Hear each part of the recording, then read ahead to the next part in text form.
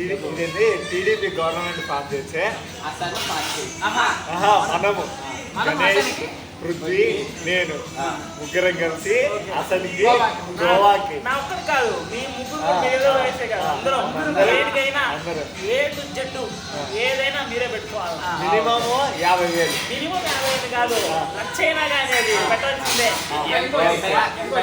YCP గెలిచి ఇది నేను చెప్తా, వైసీపీ గెలిచే నేను తీసుకోవాలి. మీ మనమే మన అందరు నాతో పాటు మీ అందరూ ఏమంటారు?